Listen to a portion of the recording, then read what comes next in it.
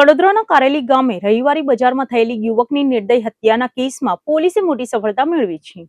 પ્રીતમ નામના યુવક પર ચપ્પુના ઘા ઝીકી મોતની ઘાટ ઉતારી ફરાર થયેલા 3 હત્યારાઓને પોલીસે ગણતરીના દિવસોમાં દબોચી લીધા છે।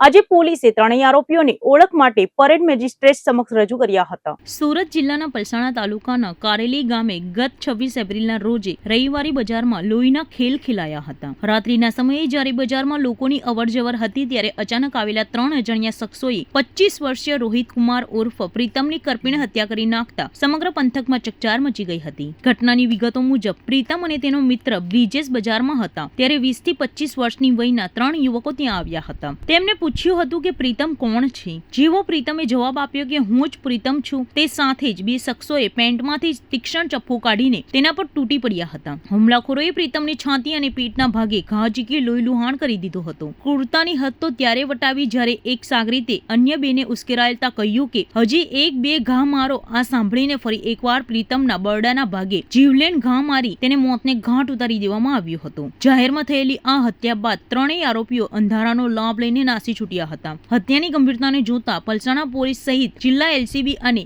એસઓજીની ટીમોએ તપાસનો ધમધમાટ તેજ કર્યો હતો।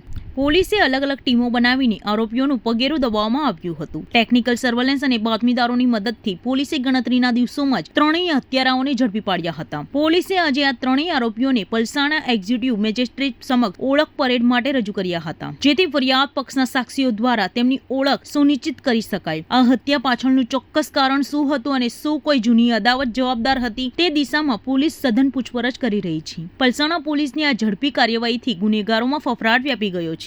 ગઈ રાત્રિના 26 તારીખે 26/4/2026 ના 9 વાગે રાહી સોસાયટી પાસે એક મેસેજ મળેલ કે એક વ્યક્તિને છરી મારી અને હત્યા નિપજાવેલ છે।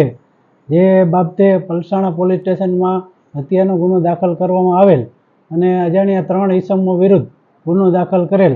જે બાબતે અલગ અલગ ટીમો બનાવી આરોપીને શોધી કાઢવા માટે પ્રયત્નો કરેલ, જેમાં પીએસઆઈ રાહુલજી સાહેબ તથા ડિસ્ટાફની ટીમો બનાવી ત્રણેય આરોપીઓને જે હથિયાર વાપરેલ તે હથિયાર સાથે પકડી પાડેલ છે।